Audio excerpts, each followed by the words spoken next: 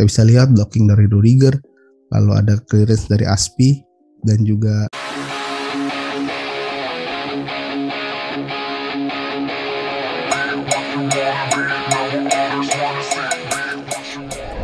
Oke, kembali lagi bersama gue Hafiz di Saga SF. Kali ini kita akan membahas laga final Liga Champion yang mempertemukan antara Manchester City dan juga Chelsea. Sedikit spoiler, pertandingan ini dimenangkan oleh Chelsea dengan skor 1-0 ya. Kita lihat bagaimana jalannya laga di partai final ini.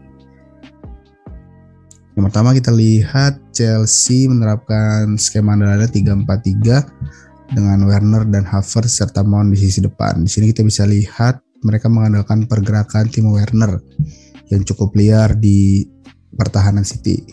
Werner selalu meminta bola di belakang area pertahanan City melalui through pass. Di sini kita lihat dan Reece James melepaskan through pass ke arah Werner. Lalu kita bisa lihat di sini pertahanan City stretch dan juga ada Chilwell, Mount dan Havertz yang support di kotak penalti.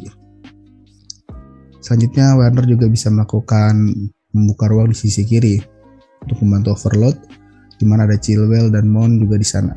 Di sini kita bisa lihat dari overload tersebut terciptalah peluang Werner menjadi shooting pertama di menit ke-13. Selain pergerakan Werner yang bagus, kita juga harus apresiasi pergerakan pemain-pemain yang berada di belakangnya seperti Havertz, Mount dan juga Kante. Di sini kita bisa lihat Werner berlari untuk membuka ruang dan berhasil menarik Zinchenko, sementara Havertz sedikit drop dan mampu mengikat Diaz untuk memarkingnya. Situasi tersebut membuat pertahanan City sedikit terbuka dan kita bisa lihat Kante berada di tiang jauh dan siap menerima umpan dari Chilwell.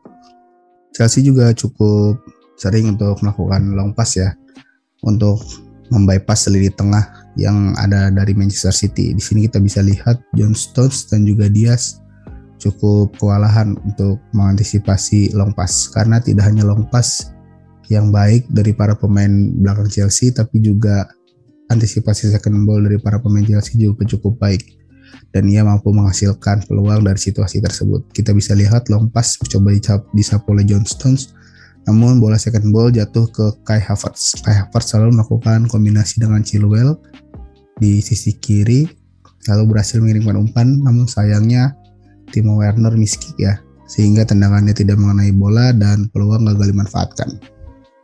Oke, kita masuk ke gol pertama dari Chelsea. Kita bisa lihat sini pertahanan yang terbuka dari Manchester City ketika Kyle Walker melakukan pressing kepada Chilwell dan juga Stones coba marking Mason Mount dan Werner membuka ruang sehingga memancing pergerakan Diaz. Di sini kita bisa lihat Gundogan yang bisa dibilang out of position ya, gagal menutup akses passing antara Mason Mount ke Kai Havertz. Kai Havertz selalu masuk di antara Diaz dan Zinchenko untuk menerima through pass dari Mason Mount. Havertz one-on-one dengan Ederson dan mampu melewati Ederson untuk mencetak gol pertamanya. Pertahanan Chelsea cukup solid dengan konsep 5-2-3 atau bisa menjadi 5-4-1. Di sini kita bisa lihat satu momen direct ball ya yang bisa kita antisipasi dari Manchester City menghadapi pressing dari Chelsea.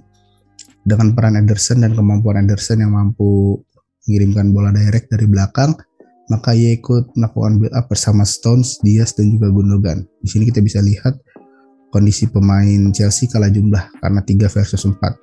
Lalu Ederson mampu melihat pergerakan Sterling yang masuk ke dalam, mencoba melewati James dan melepaskan long ball. Long bola cukup berhasil dan berhasil meloloskan Sterling, namun sayang kontrol bola yang kurang matang dari Sterling mampu diantisipasi oleh James dan James berhasil melakukan antisipasi terhadap upaya dari Sterling.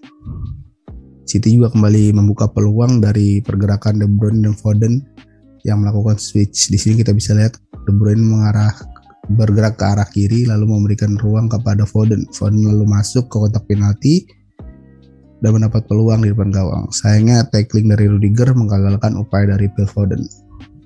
Absennya sosok DM murni seperti Fernandinho membuat City sedikit kelimpungan dan kita bisa lihat Gundogan stuck di tengah, terkunci di antara lini pertama pressure dari Chelsea, sementara Bernardo harus drop untuk membantu progresi. Di sini kita bisa lihat para pemain Chelsea tidak terpengaruh atas skema yang coba diterapkan oleh Manchester City.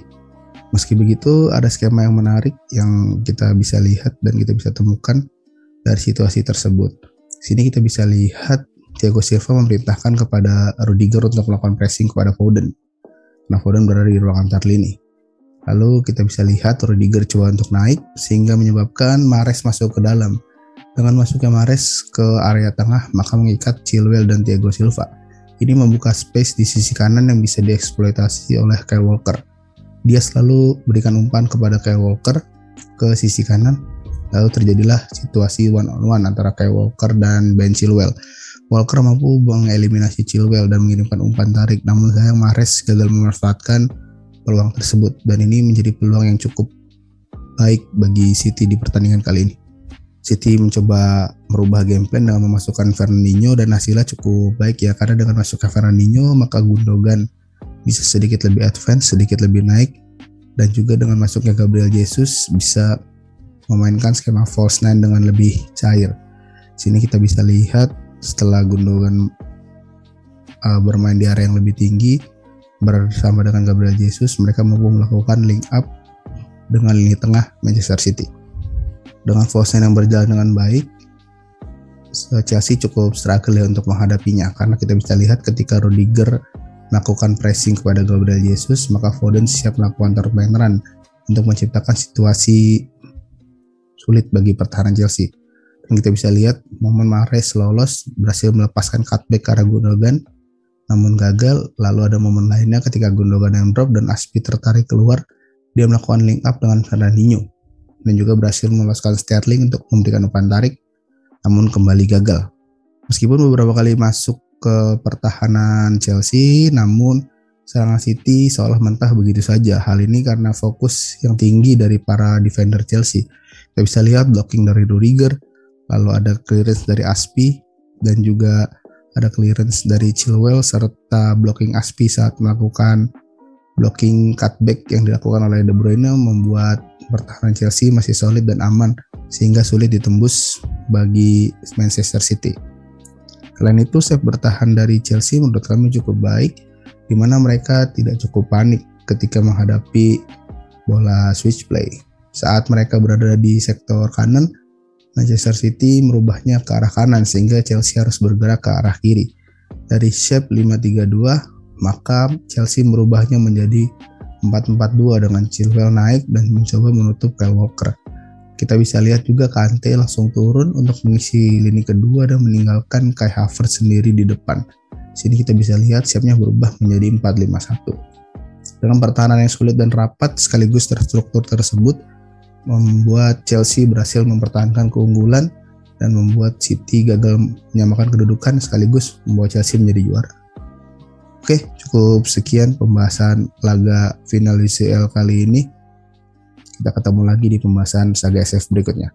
Jangan lupa like, follow, dan subscribe YouTube kami ya. Sampai jumpa.